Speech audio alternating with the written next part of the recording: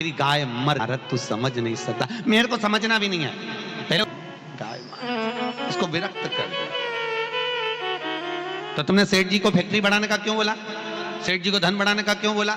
भगवान बोले नारद तू समझ नहीं सकता, सेठ जी धन कमाने में जब लगे रहेंगे खूब कमाएंगे और दिन रात चार चौगुना धन ही धन जोड़ते जाएंगे, तो मरने के बाद सब बन जाएंगे। बस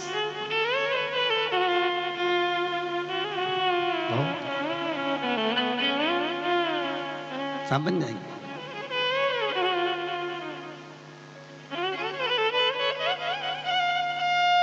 एक बार राठी जी हम कथा करने के लिए बेंगलोर गए। एक भगत बोला गुरु जी चलो हमारा बंगला देखना। मैं कहा चलो बंगला देखने गए। ये हमारे बेटे का बड़ा रूम, ये हमारे छोटे बेटे का रूम, ये हमारा रूम, ये ड्राइंग हॉल, ये ड्रेसिंग, ये सब बताया और बाद में अपना रूम भी दिखाया, फिर बाथरूम में भी ले गए, बाथरूम में दिखाई, इतनी जोरदार बनाई है। वहीं पे एक छिपकली चिपकी थी।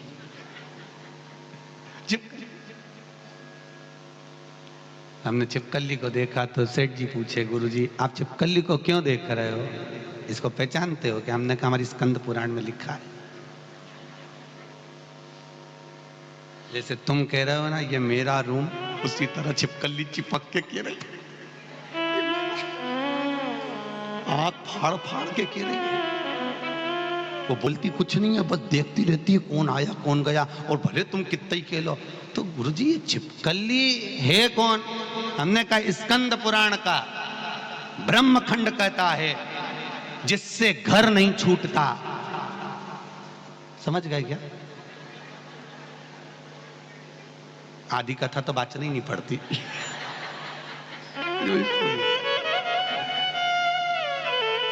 ब्रह्मखंड कह रहा।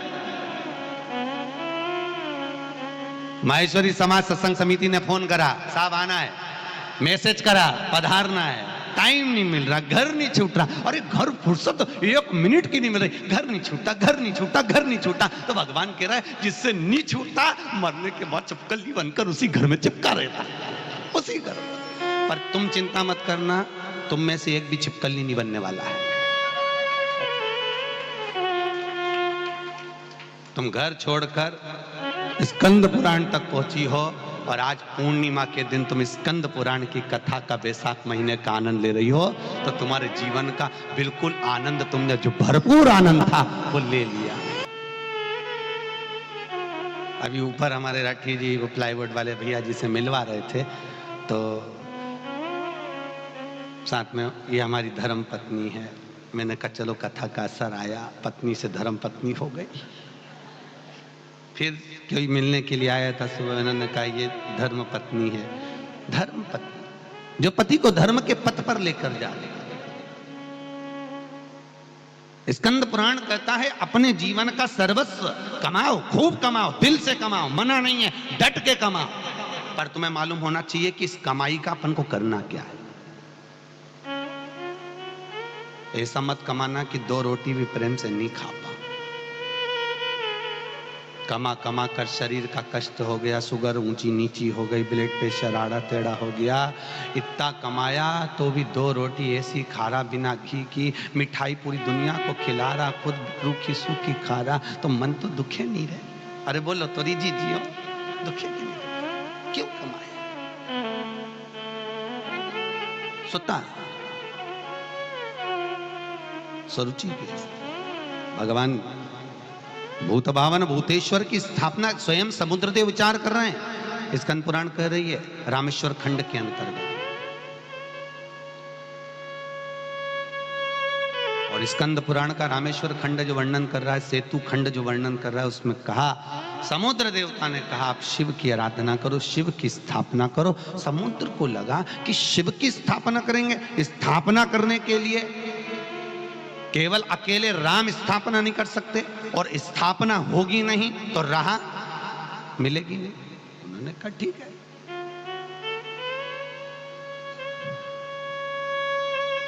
भगवान राम ने हनुमान को आज्ञा करी, हनुमान यहां स्थापना करना है, कोई विद्वान पंडित लेकर आओ जो अच्छा हो, विद्वान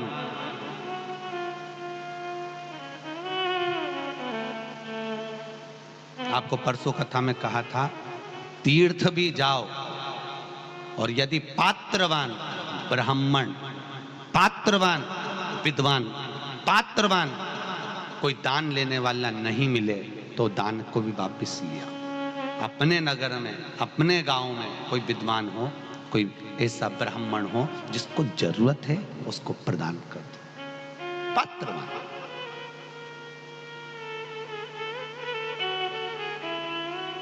जो पात्रवान हो उसको दिया। हम उसको दे रहे हैं जिसको जरूरत ना है, प्रदान कर। महाराज जाइए कोई विद्वान ब्राह्मण लेकर आओ। हनुमान जी गए, घूमते घूमते घूमते घूमते सब दूर पहुंचने के बाद हनुमान जी महाराज पहुंचे हैं श्रीलंका में, और लंका में पहुंचकर मंदोदरी के सम्मुख में पहुंचे, क्योंकि पूरे मंडल में, पूरी लंका में अगर कोई एक है धर्मात्मा, दान पुण्य वाली, सतकर्मी, तो वो कौन है? दोस्तों ये है Redmi Note 15 108 मास्टर पिक्सल कैमरे वाला फोन। ये है सेगमेंट का सबसे थिनेस्ट फोन एट ओनली 7. अपने जीवन में पुरुष विद्वान होता है मानव, पर उसकी विद्वत्ता के साथ में उसकी जो धर्म पत्नी है वो भी उससे सवाया विद्वत्ता को रखती है, पर इनकी विद्वत्ता ये अपने पास रखती हैं कि आप अपनी जिंदगी सही जियो।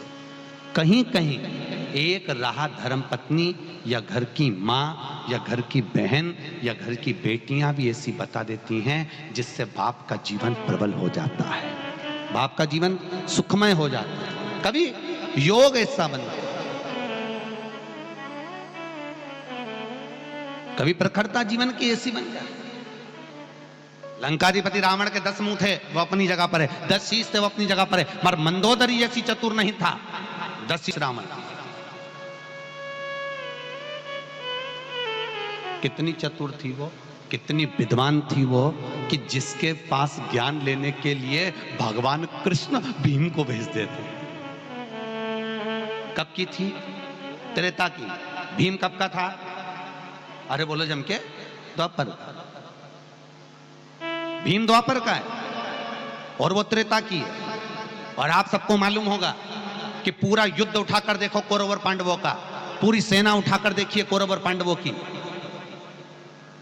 और पूरी सेना में सबका युद्ध दिखाया जाएगा, पर भीम का युद्ध नहीं दिखाया जाएगा।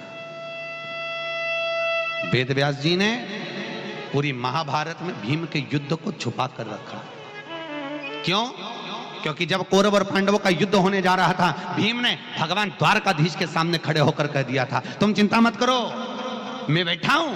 अरे इनको तो हाथ में हथेली में मल के मारूंगा, ये है ही कितने सो तो हैं, और इनकी सेना, इसको तो मैं पछाड़ दूंगा। भगवान कृष्ण को लगा बहुत तेज गरज रहा है, ज्यादा गरजेगा बरसेगा।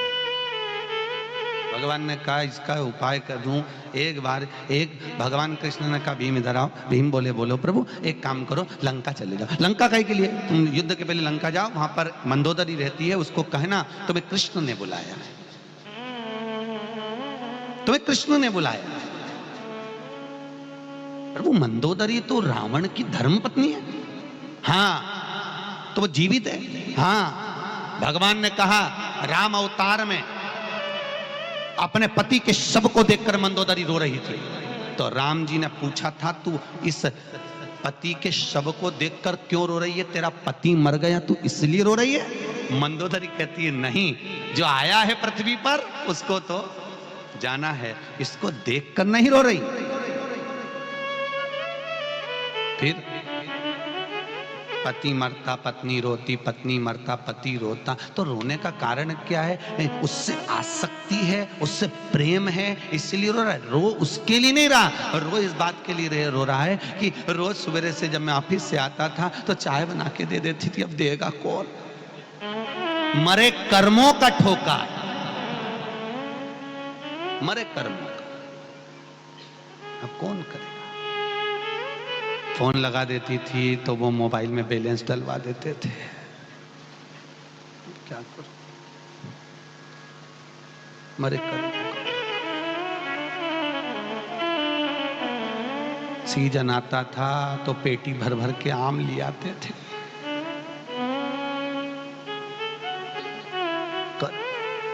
याद किस बात की आ रही है? अरे बोलो जम के, कर्म की। याद उसकी नहीं, कर्म की। कुछ अच्छा कर कर जाओगे तो दुनिया आपको भी याद करेगी। जैसे सत्संग समिति साल में एक बार ऐसी पुराण उठाती है कि उस पुराण को हम तो कहते हैं सत्संग समिति तो तरी रही है, ना जाने कजन कितनों को तार दे रही है, ना जाने कजन कितनों को तार रही है। एक मुद्दा उठाए,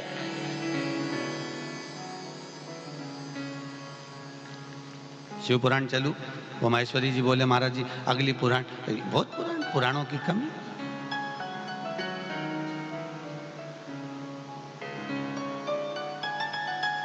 विष्णु पुराण सुन ली, स्कंद पुराण सुन ली। आज बात चल रही थी महाराज जी एक क्या भविष्य पुराण भी होती है? हमने कहा भविष्य पुराण सत्संग जी महाराज। अब वो मंदोदरी को रोते हुए मैंने पूछा था, भगवान कह रहे हैं भीम से, मैंने पूछा था मंदोदरी से तू रो क्यों रही है? तेरा पति चले गया इसलिए? नहीं, जो आया है उसको जाना है। तो फिर रोने का कारण क्या है? मंदोदरी कह रही रो इसलिए रही हूं कि मैं आपका दर्शन नहीं कर पाई। राम जी ने कहा अच्छे घर की बहुएं बाहर नहीं निकलती युद्ध के मैदान में, इसलिए आप ब्राह्मण कुल की बहू हो तो आप बाहर नहीं निकल सकती। वही तो कारण था। अगर मैं युद्ध के मैदान में भी आपका दर्शन कर लेती तो तर जाती, युद्ध के मैदान में भी आपका दीदार कर लेती, दर्शन कर लेती तो मेरा जीवन सफल हो जाता।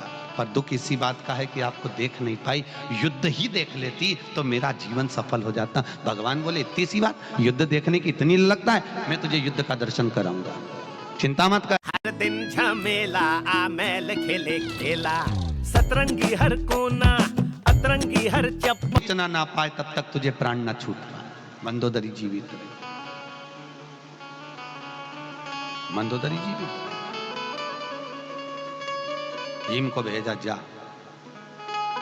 और भीम पहुंचा, विभीषणों के वंशजों से पूछा यहाँ मंदोदरी कहाँ है? वो कमरे में बूढ़ी हो चुकी है। गए, मंदोदरी आपका नाम है? हाँ। मंदोदरी काकी आपको कृष्ण ने बुलाया है। कृष्ण कौन? जो राम के अवतरण है। मंदोदरी ने कहा पूछा क्यों? भीम कहता है मेरे जैसे वीरों का युद्ध है।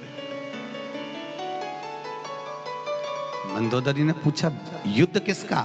मेरे जैसे वीर योद्धाओं का, जो कौरवों के साथ लड़ेगा। मंदोदरी ने मन में सोचा कितना अभिमान बड़ा है, बताओ कितना अभिमान कि मेरे जैसे योद्धा। जा चलूंगी, पहले एक काम कर, स्नान कर ले, कुछ खा पी ले, फिर चलते हैं। मंदोदरी ने भीम को भेजा, भीम गया। लंका के पीछे जाकर भीम एक तालाब में नहाने के लिए कूदा। कूदने पर जो भीम समुद्र में कूदता था तो एक क्षण में हाफ आकर बाहर आ जाता था। वो भीम जब तालाब में कूदा तो निकलने में 3 दिन लग गए महाराज। कितने दिन लगे? 3 दिन। 3 दिन बाद भीम बाहर आया। आने के बाद मंदोदरी के पास पहुंचा, चक्कर आ रहे थे, पानी में 3 दिन से घुल रहा था। मंदोदरी ने पूछा कहाँ रह गए थे? भीम के नहाने गया था। तो 3 दिन बाद आए, भीम के तालाब में कूदा था। समझ में नहीं आया, समुद्र में कूदता था तो था पाकर 1 सेकंड में बाहर आ जाता था, पर ना जाने ऐसा तालाब लंका में जिसमें स्नान करने गया तो 3 दिन में बाहर आया। मंदोदरी ने पूछा तालाब कहाँ का था? तो के लंका के पीछे। मंदोदरी बोली वो तालाब नहीं था, मेरा देवर कुंभकर्ण मर गया था, उसके सिर की हड्डी पड़ी थी, उसमें पानी भरा गया था, उसमें पानी भरा। उस पानी से बाहर निकलने में तुझे 3 दिन लग गए और तू कहता है कि मैं वीर हूं। मंदोदरी के इससे तो भला मेरा देवर जिसकी हड्डी में से तुझे निकलने में 3 दिन लग गए, चल निकल यहां से बाहर और कह देना द्वारकाधीश को। मंदोदरी प्रणाम करती है, नमन करा मंदोदरी ने, झुककर प्राण छूट गए मंदोदरी के। द्वारकाधीश का नाम स्मरण कर कर चली गई। भीम का अहंकार, जिसका अभिमान चले जाता है फिर वो सम्मुख नहीं आता। अभिमान बड़ा प्रबल है सबसे। अगर भक्ति के मार्ग में अगर कहीं विघ्न डालने वाला है, भक्ति के मार्ग में अगर अड़चन देने वाला है, भक्ति के मार्ग को विभाजित करने वाला है, तो वो अभिमान है। अहंकार में 3 गए, धन वैभव और वंश। ना मानो तो देख लो रावण पुरव और अभिमत्ता, अहंकार। एक गांव में कुआं, 7 जात का आदमी पानी पीता है, उस कुएं से पानी पीता। एक काली कुतिया आई, उसमें गिर गई, मर गई।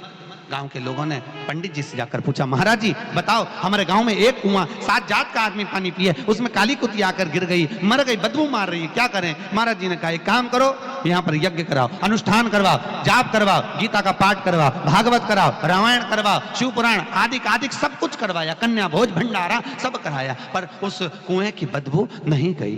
बदबू नहीं गई। 15 दिन निकल गए। लोगों ने सोचा इस कुएं को तो बददुआ लग गई किसी की, दूसरा कुआं खुदवाएंगे। मालूम पड़े 15 दिन के बाद कोई संत आ गए। संत के चरणों में जाकर कहा, महाराज एक कुआं, 7 जात का आदमी पानी पिए, उसमें काली कुतिया गिर गई, बदबू मार रही है। हमने सब कुछ करवाया, रामायण भागवत गीता यज्ञ अनुष्ठान भंडारा कन्या भोज सब करवाया। संत ने पूछा, ये बताओ कुएं में से कुतिया निकलवाई? बस वो ही नहीं करवाया, बाकी का सब करवाया। अरे कुएं में से कुतिया निकाल देते, बदबू मारना बंद हो जाता, पानी उलीच देते, दूसरा पानी आ जाता। मन रूपी कुएं में जब तक अहंकार रूपी कुतिया पड़ी रहती है, तब तक वो बदबू मारती रहती है। उस कुतिया को निकाल कर बाहर करोगे तो मन साफ, मन शुद्ध, मन सात्विक।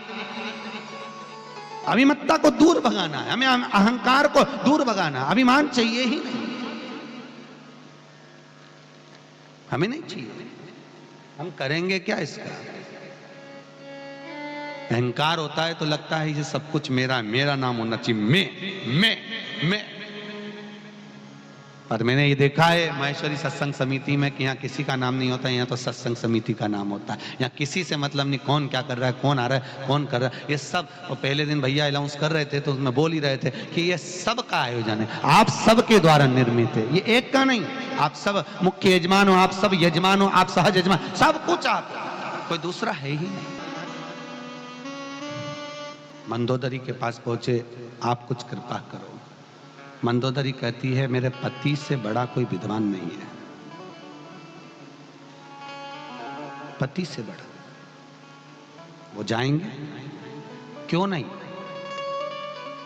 क्यों नहीं जाएगा? सत्कर्म में ले जाने के लिए धर्म पत्नी मूल होती है साहब, सत्य बात है बिल्कुल। कौन मूल है? जम के बोलिए, धर्म। आपके पति से आपने कहा? अरे बोलो तो सही, जम के बोलो अच्छे से। अपन यहाँ कोई को बोलने नहीं जा रहा है, आप तो चुपचाप से बोल दो, बोला कि नहीं बोला? बोला ना, सत्य बोलना, बोला कि नहीं बोला? क्या बोला? ये जीवन का सुख है साहब, ये मिलने वाला नहीं है।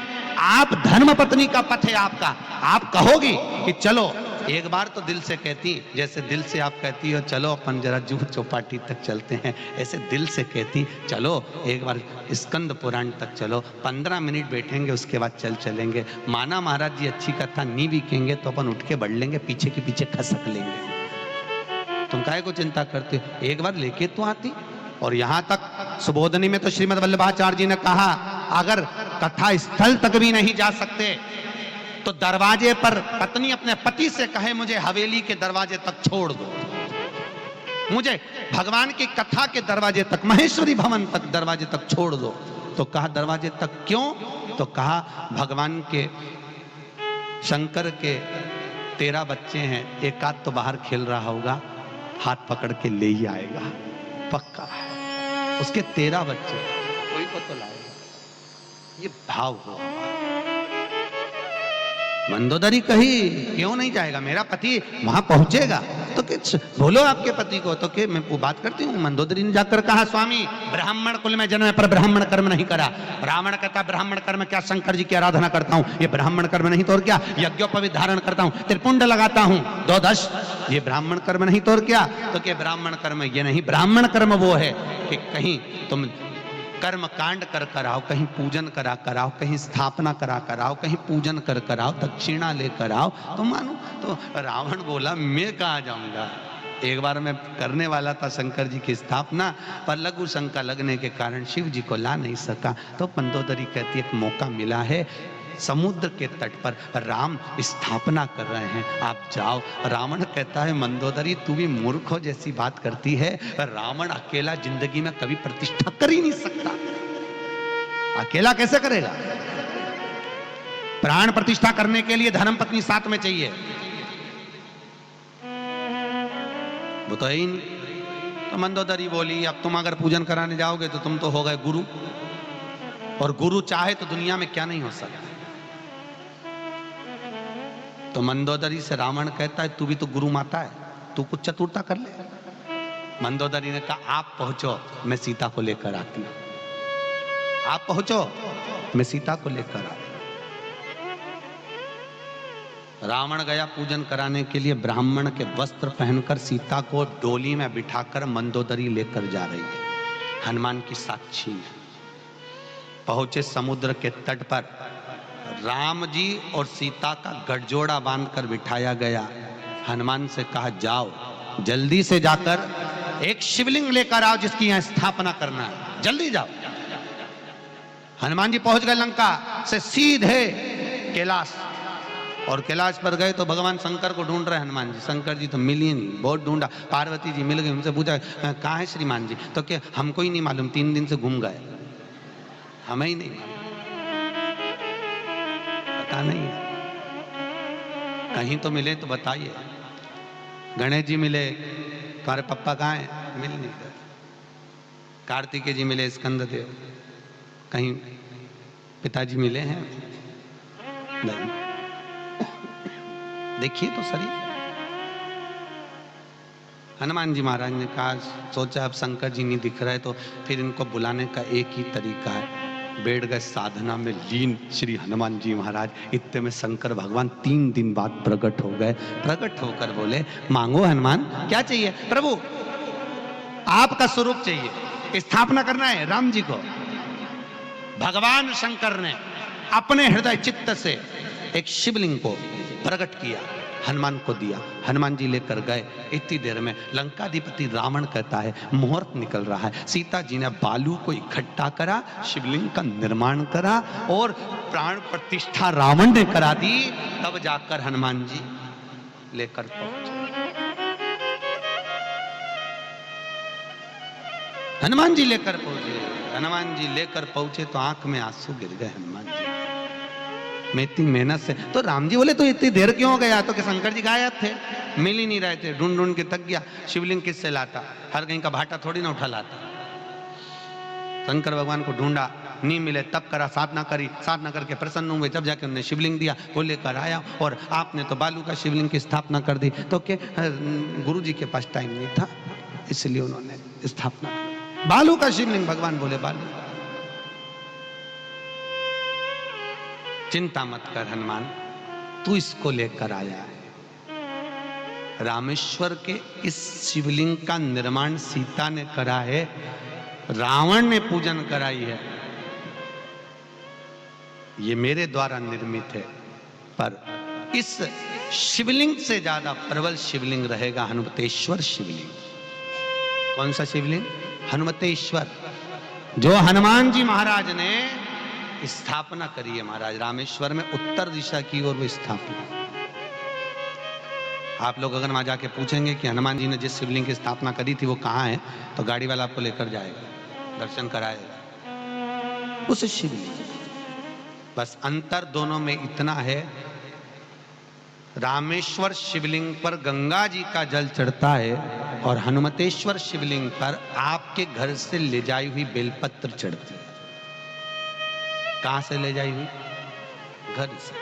तो कहोगे महाराज वो तो मुरझा जाएगी, चूर चूर हो जाएगी।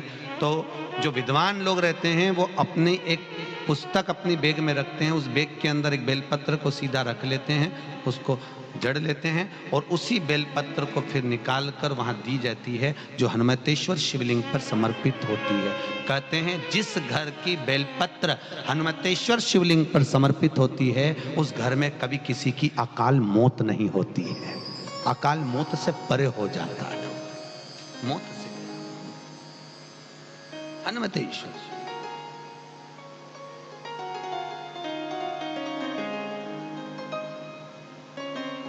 भगवान शिव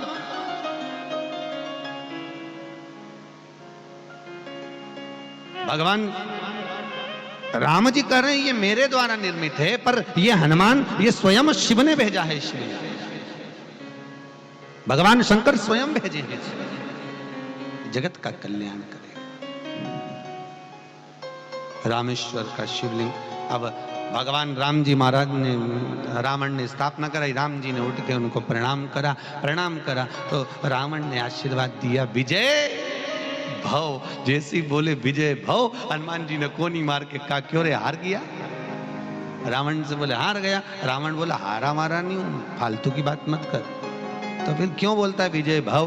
तो क्या ये तो गुरु की गादी है, यहाँ जो बैठता यही आशीर्वाद देता, और एक गुरु की जगह पर रावण कहता है मैंने आशीर्वाद दिया है। पर युद्ध के मैदान में राम मेरा दुश्मन है, इससे तो लड़ूंगा। ये युद्ध का मैदान वो अलग बात है, युद्ध का मैदान एक अपनी जगह पर है, पर यहाँ मैं गुरु के गादी पर बैठा हूं, गुरु के पद पर बैठा हूं, मेरे पद की मूलता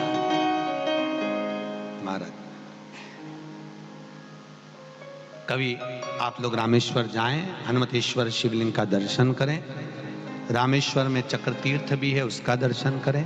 रामेश्वर में जहां सेतु बांधा गया था वहां पर अब सेतु तो दिखाई नहीं देता, पर 9 पत्थर सेतु को बांधने से पहले नल नील ने 9 पत्थर रखकर उसकी पूजन करी थी, और उन्हीं पत्थर पर स्कंद देव ने जाकर तप करा था। वही 9 पत्थर स्कंद देव ने उसी का जल हनुमान जी को नवनिधि में दिया था। काय में दिया है? नवनिधि। अष्ट सिद्धि नव असवर दीन मंगल मूर्ति राम लखन सीता सहित हृदय बसौ।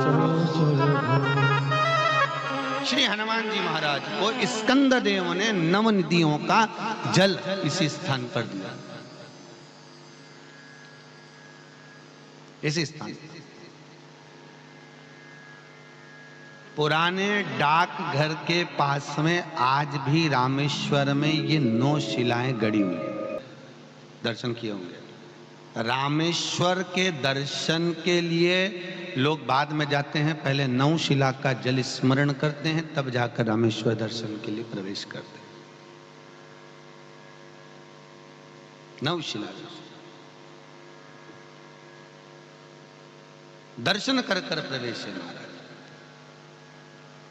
अष्ट सिद्धि नव, कौन सी नवनिधि थी वो जो अपन लोग हनुमान चालीसा में गए? नवनिधि जो हनुमान जी को दी, तो हनुमान जी की पूजन में स्कंद देव ने स्पष्ट कहा ना, सीता जी ने तो हनुमान जी से कहा था मैंने तुझे अष्ट सिद्धियां नवनिधियां दी हैं, पर इस नवनिधि को तू एक बार जब स्कंद से मिलेगा तब तेरे को फल की अनुभूति होगी।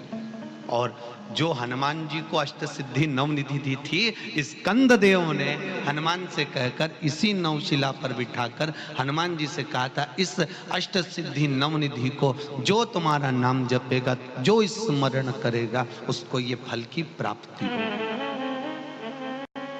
नवनिधियां, पहली पद्मनिधि। कौन सी निधि है? पद्मनिधि। ये हमारे हनुमान जी महाराज का केवल दर्शन करने पर पद्मनिधि प्राप्त हो जाती है, अर्थात हनुमान जी के दर्शन से जन्म लेने के बाद हम जिस हनुमान जी का दर्शन करते हैं उसके बाद हमारा एक कुल तर जाता है, उसमें हमको दुख नहीं, भोजन की व्यवस्था नहीं, यहाँ कहते हैं अगर हनुमान जी का दर्शन करा है तो पद्मनिधि जो है वो पद्मनिधि स्वयं भरण पोषण कर देते, स्वयं भरण पोषण। दूसरा महापद्मनिधि, महापद्मनिधि एक ऐसी निधि है, स्कंद देव दूसरी शिला पर बिठाकर श्री हनुमान जी महाराज को उस दूसरी शिला पर बिठाकर जल का जब आचमन करा रहे हैं तो वो कह रहे हैं स्कंद देव कि ये महापद्मनिधि है। हनुमान ये वो निधि है जिस निधि से व्यक्ति अपने जीवन में दान कर पाता है। दान कब करता है? जब उसके पास में कुछ हो। कुछ नहीं होगा तो वो देगा क्या? अरे बोलो तो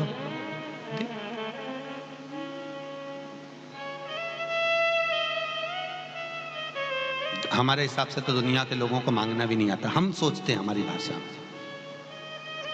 कई लोगों को हमने मंदिर में जाकर देखा है, भगवान के मंदिर में जाकर कहते हैं भगवान लक्ष्मी दे दे। ईमानदारी से बोलना, तुम्हारे घर पर आके कोई कह दे कमला दे दे, तुम जूता लेके भागोगे कि नहीं भागोगे? अरे बोलो सर मेरी वाइफ को मांग रहा है, शर्म आती तेरे को? रत्ती भर भी हम डायरेक्ट भगवान से करें भगवान लक्ष्मी दे दे। भगवान को भी कितना बुरा लगता होगा, एक ही पत्नी बस इसी को दुनिया के लोग मांगते, कभी नहीं कहते कि तू चल। कोई नहीं कहता कि भगवान से कि तुम चलो, पर जो मांग रहा है केवल एक ही बात कहता है लक्ष्मी दे दो, लक्ष्मी दे दो। भगवान भी कहता है, एक बार लक्ष्मी को भी अहंकार आ गया। लक्ष्मी जी बोली प्रभु देखा मेरी सत्ता देखी, दुनिया में कोई काम नहीं सरकता मेरे बगैर। भगवान के आओ देख मुर्दा जा रही है। तो लक्ष्मी जी बोली इसमें कौन सी बड़ी बात है, अभी देखो सब भगेंगे। लक्ष्मी जी ने ऊपर से सोने की मुद्रा बढ़कर जो नीचे पट की मुद्रा है सब लेके भग गए, सब लेने के लिए भागे। भगवान से लक्ष्मी जी बोली देखी मेरी सत्ता। भगवान के काय की सत्ता? वो देख मुर्दा, उसकी तो छाती पे पड़ी, वो ऐसे कैसे पड़ा? वो तो उठाएगा, उसने कहा उठाया तो क्या वो तो शव है, वो तो बॉडी है, वो शव क्या लक्ष्मी उठाएगा? वो पैसा उठाएगा? तो भगवान बोले यही तो बात है लक्ष्मी, जब तक मैं उसके शरीर में हूं तब तक तेरा सम्मान है, जिस दिन मैं शरीर से बाहर हूं उस दिन कोई तेरा सम्मान नहीं। फिर वही वाली बात आ गई। एक व्यक्ति ने पूछा गुरुजी ये 3 चीजें किसी के मरने पर फेंकी जाती है, एक फूल, मखाना, पैसा। फेंकते हैं इधर कि नहीं फेंकते?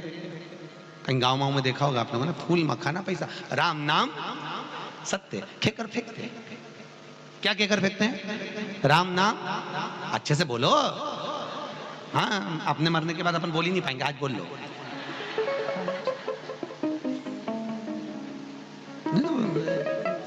अपन जाए और दूसरा बोले तो मतलब क्या हुआ? अपने जीते जी अपन सब काम कर लो, बाद में ऊपर जाते जाते दुख नहीं होना चाहिए, मैंने तो ये करा ही नहीं, इसलिए सब बस 3 चीज मिला के फेंकी जाती। पैसा फेंक रहे, फूल फेंक रहे और मखाना फेंके। अब फेंका तो किसी ने पूछा गुरुजी ये 3 चीज क्यों फेंकते हैं? हमने कहा भैया गरुड़ पुराण में 5वें अंश के अंदर लिखा हुआ है, प्रेत अंक को अगर उठाकर पढ़ोगे तो उस प्रेत अंक में लिखा हुआ है कि पुष्प इसलिए फेंका जाता है श्रद्धांजलि के लिए, मखाना इसलिए फेंका जाता है क्योंकि घर फूला हुआ छोड़कर गया। पैसा क्यों फेंका? क्योंकि पैसे का प्रेत अंक में नहीं लिखा, पर हमारे मन से हम यूं कह सकते हैं पैसा दुनिया के लोग इसलिए फेंकते हैं क्योंकि जोड़ जोड़ के मर के तेरे बाप में दम हो तो उठा के बता दे।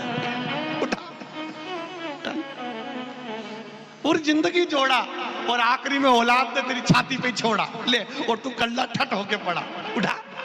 जिसके लिए सुबह 8 बजे जाता था, रात के 11 बजे तक फुर्सत नहीं मिलती थी, 1-1 रुपए कमा कमा कमा कमा सब जोड़ दिया, और आखिरी में दीवार पे केवल एक फोटो टंगिया इतना बड़ा, और उसमें भी केवल स्माइल। अच्छा व्यक्ति पूरी जिंदगी रो रो के मर जाए पर फोटो आखिरी का स्माइल वाला ही होता है। भले पूरी जिंदगी रोया पर फोटो में स्माइल देगा। स्माइल क्यों रहता है? क्योंकि वो फोटो स्माइल और उस पर डली एक माला प्लास्टिक की, और हवा चले तो माला यूं यूं हिले। तो फोटो क्यों स्माइल देता है? क्योंकि फोटो इसलिए स्माइल देता है क्योंकि हम भी जोड़ जोड़ के मर गए, यहाँ टंग गए, और वो भी फोटो स्माइल दे दे के घर के लोगों को यही प्रेरणा देता है एक दिन तुम भी बाजी में टंगोगे, इसलिए स्माइल दे रहा टंगा हुआ। तो कबीरा ने क्या गलत करा? कबीरदास गंगा जी के घाट पर स्नान कर रहे थे और एक व्यक्ति हाथ में गंगा जी का पानी भरकर फेंक रहा था, तर्पण कर रहा था, जल दे रहा था। कबीरदास जी ने पूछा क्या कर रहे हो? हमारे पूर्वजों को पानी दे रहे हैं। कबीरदास जी ने कहा कहाँ है पूर्वज? ये ऊपर। कबीरदास जी ने देखा तो कि दिख तो ही नहीं रहे। तो ब्राह्मण बोला कोई दिखेंगे क्या? वो तो इससे भी ऊपर है। कबीरदास जी बोले पानी जारी है? हाँ। कबीरदास जी ने भी हाथ में पानी भरा, फेंकना चालू कर दिया। ब्राह्मण ने पूछा तू क्या कर रहा है? कि पानी दे दिया। किसको? तो कि बगीचे में जो गुलाब का फूल पौधा लगा उसको। तो क्या कबीरदास से बोले पागल, ये यहाँ गंगा जी का पानी ऐसे देने से कोई गुलाब के पौधे में जाएगा? तो कबीरदास जी बोले जब यहाँ का पानी इतनी ऊपर जा रही है तो यहीं की यहीं क्यों नहीं जा रही है? नहीं जाना चाहिए, क्यों नहीं गया? आशा मत रखना मरने के बाद कि तुम्हें कोई रोटी दे। मरने के बाद चिंता मत करना कि कोई तुम्हारे वो कंडा पे धुनी मुनी धूप मूप रोटी मोटी। अपन तो पहले से ऐसे खा पी के जाओ। क्या मतलब है बाद में आशा रखो बच्चों से कि तू देगा तू देगा तू देगा? कहीं नहीं। वावारी दुनिया मतलब की दुनिया में किसी का कोई नहीं। किसी से आशा मत रखो। भजन करो, कीर्तन करो, स्मरण करो, नाम जाप करो और जो करना है अपने जीते जी करो। आज स्कंद पुराण सुन रहे हो तो आप सुन रहे हो, मरने के बाद परिवार वालों को भी कह के जाना कि मरने के बाद गरुड़ पुराण की भी जरूरत नहीं मेरे। साफ लिख के जाना, मत कराना गरुड़ पुराण, क्योंकि मैंने स्कंद पुराण सुन ली। क्या करे गरुड़ पुराण करा के?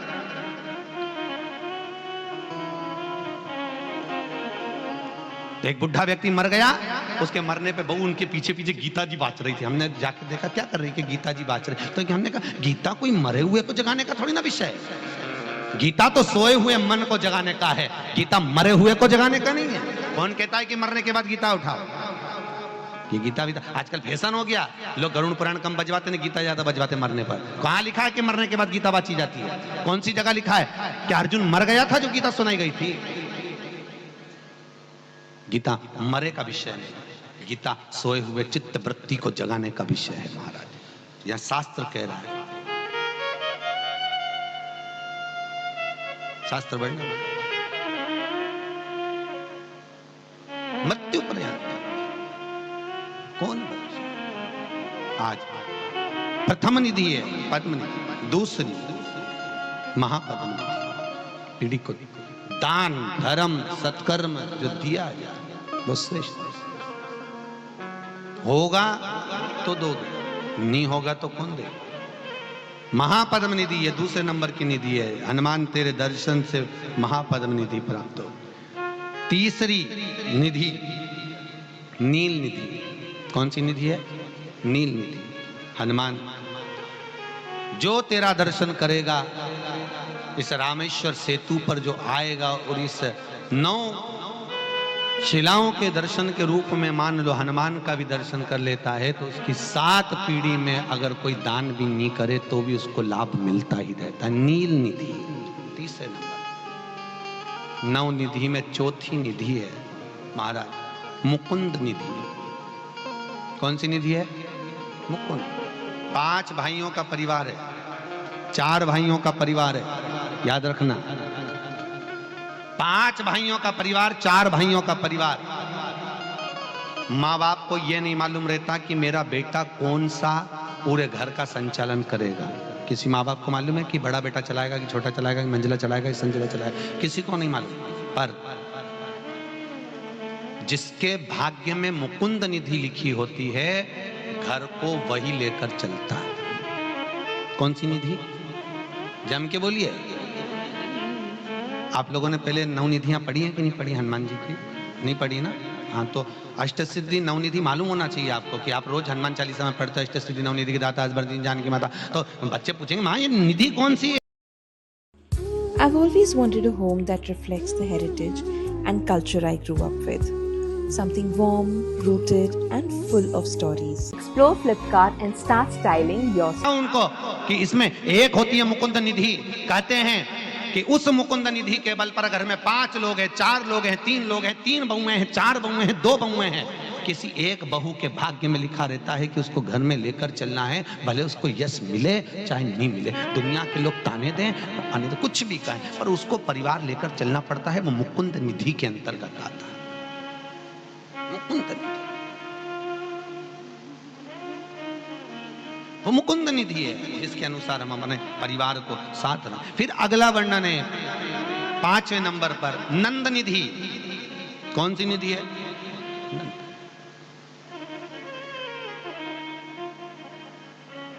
हनुमान जी की ये 5वें नंबर की जो निधि का दर्शन कराया, नंद निधि कहते हैं, मान लो कोई व्यक्ति बहुत बीमार पड़ा रहता हो, बहुत तकलीफ भोग रहा हो, कष्ट बहुत हो शरीर में, रोग मिट नहीं रहा हो, तो स्कंद पुराण की 9 निधियों में जो वर्णन करा है नंद निधि का, हनुमान जी के गले में उस व्यक्ति के हाथ से बेलपत्र में गांठ लगवाकर 41 बेलपत्र प्रदोष के दिन, कौन से दिन? प्रदोष के दिन, अगर हनुमान जी को समर्पित कर दी जाए, केवल 2 या 3 बार नंद निधि का स्मरण कर कर समर्पित करी जाए, वो व्यक्ति का रोग धीरे धीरे मिट जाता है, स्वस्थ हो जाता है। नंद निधि। एक बात बहुत ध्यान से रखना, बहुत ध्यान रखिए, नंद निधि बच्चा, बहू, सास, ससुर अगर कोई चिड़चिड़ प्रवृत्ति में है, बहुत घर में क्लेश करते, शांति रखती बनी, लक्ष्मी, आज के जमाने में लक्ष्मी तो दी भगवान ने, पर शांति, बाहर रहोगे तो शांति, घर में गए तो वापस से इधर देखो तो बहू का मुंह तबेला जैसा, इधर देखो तो सास का मुंह भगोने जैसा। अब करे तो करे क्या, और बीच में जो फंसा हुआ है बेचारा पति, दोनों के, वो बोले तो बोले क्या, वो भी चुप रहता, वो भी क्या। अब बाप के बेटा तू अपनी वाली को समझा ले, मैं अपनी वाली को समझा लूं, खत्म। तो यहां जो निधि का वर्णन करा गया है, महाराज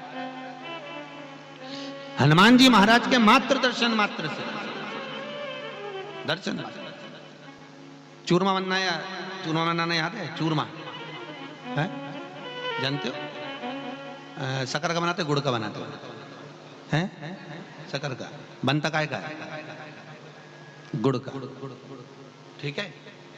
हनुमान जी को किसी भी मंदिर में चूरमा क्यों चढ़ता है? आज अपना फाइनल बताई दो, आपने जाने दो। चूरमा हनुमान जी को क्यों चढ़ाया जाता है? तो कहा महाराज जी, हनुमान जी को अंतिम, जिस समय माता जानकी ने सारा भोजन परोसा गया, हजारों तरह का भोजन माता जानकी ने परोस दिया, और आप सबको मालूम होगा अयोध्या का राज्य पूरा खाली हो गया, संपूर्ण राज्य, पूरा राज्य। हनुमान जी तो भी भूखे की भूखे, पेट पर हाथ रखकर बोलते, मां भूख लगी है। अब एक बात याद रखना, आपका घर पूरा खाली हो जाए तो भरने में थोड़ा टाइम तो लगता है, टाइम लगेगा। तब माता जानकी, आटा रखा हुआ था, उसको गुड़ के साथ मलकर, सेक कर, मलकर, मकर निधि, हनुमान जी महाराज के लिए राम जी ने तुलसी का दल दिया। कौन सी निधि? 6 नंबर की मकर निधि। मकर निधि का स्मरण कर कर तुलसी का दल दिया गया। तुलसी देने का कारण केवल इतना सा था मकर निधि का, हनुमान जब तुलसी का दल पेट में जाएगा, पचेगा, तो हनुमान के शरीर की जो एनर्जी है, ऊर्जा है, जितनी फैलेगी उतनी ही वापिस अयोध्या में सत्ता बढ़ जाएगी, वापिस धन बढ़ जाएगा, संपदा। मकर निधि 6 नंबर पर। आनंद निधि के बाद मकर निधि का 9 निधि। पहली बार चूरमा हनुमान जी को दिया माता जानकी ने, दूसरी बार दिया जनक जी ने, महाराज जनक जी ने भी दिया था, वहां भी मिला।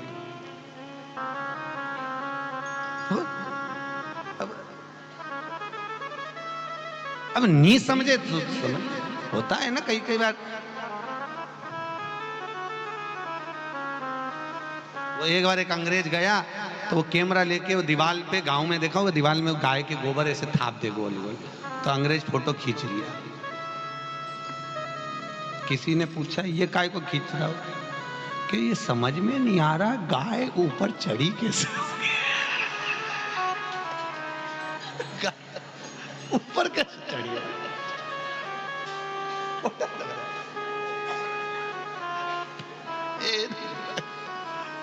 गाय चढ़ी थी।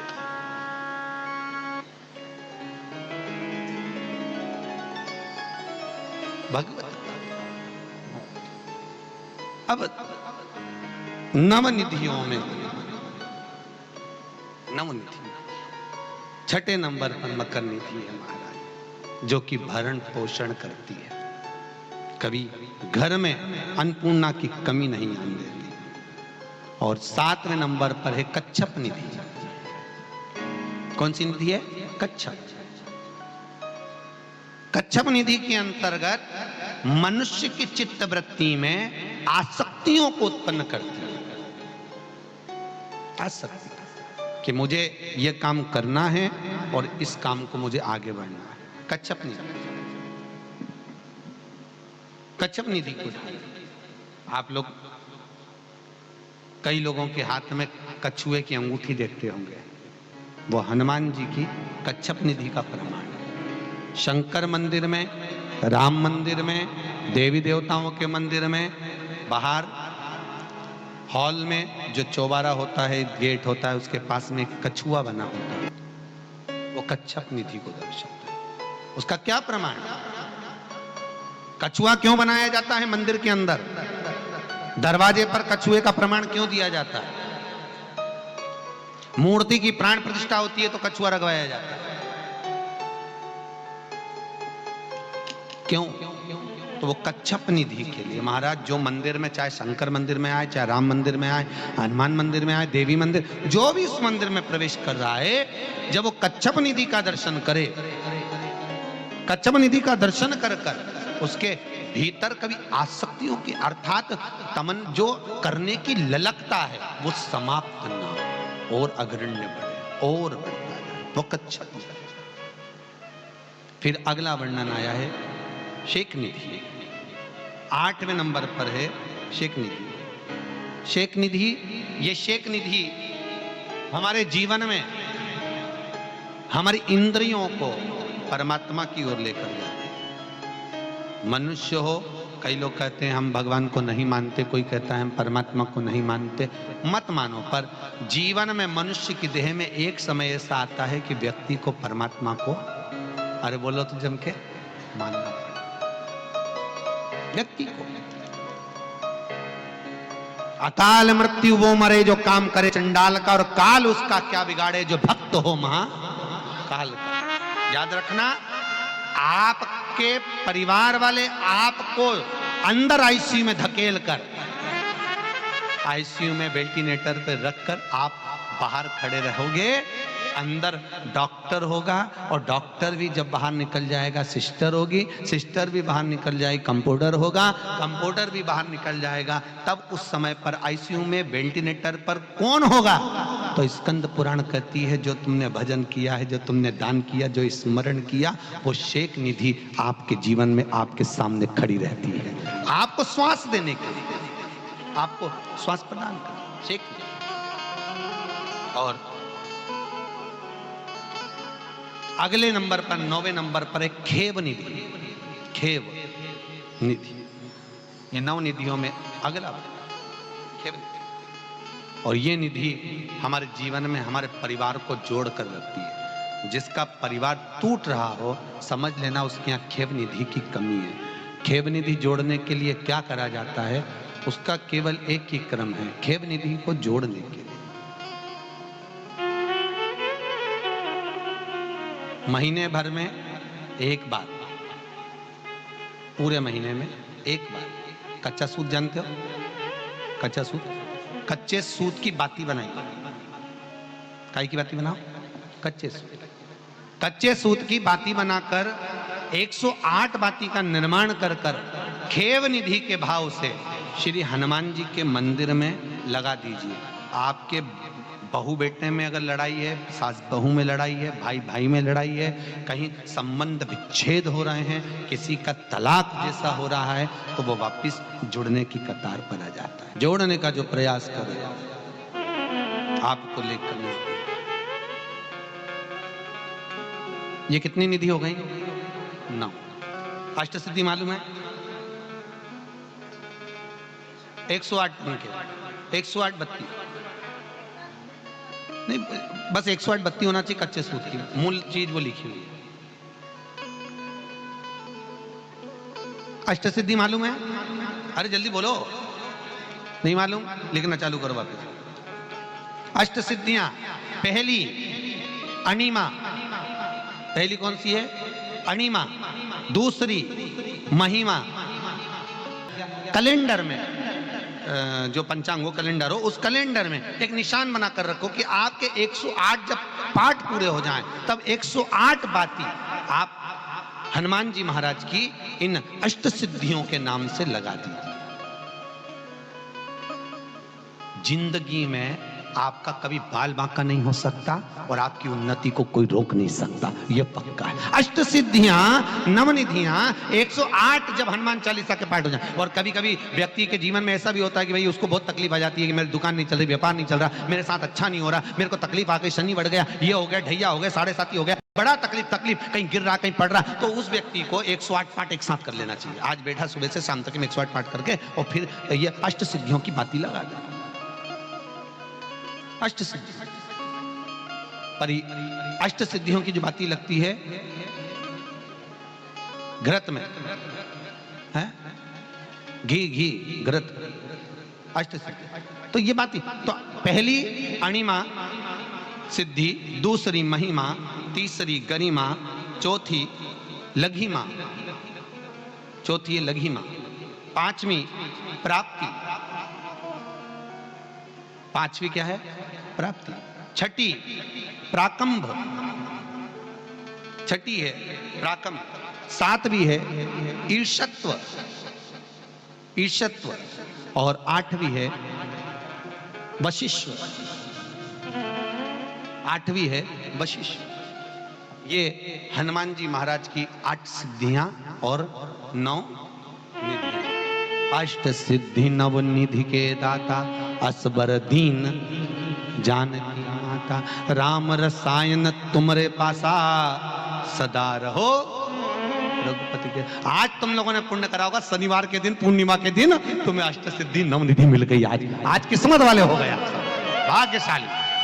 अष्ट सिद्धियां नवनिधियां प्राप्त हो गई। गाते गाते पूरी जिंदगी हो गई थी, रोज हनुमान चालीसा पढ़ते थे, रोज बोलते थे अष्ट सिद्धि नवनिधि की दाता। अष्ट सिद्धि थी कौन सी, नवनिधि थी कौन सी? बच्चे पूछे तो बता तो सकते हो कि अष्ट सिद्धि ये है, नवनिधि ये है, और किस किस चीज का क्या क्या लाभ है। पूरी हनुमान चालीसा की एक एक चौपाई में एक एक चीज से एक एक बीमारी का इलाज है, एक एक बीमारी का महाराज। हनुमान चालीसा की एक एक चौपाई से एक एक बीमारी।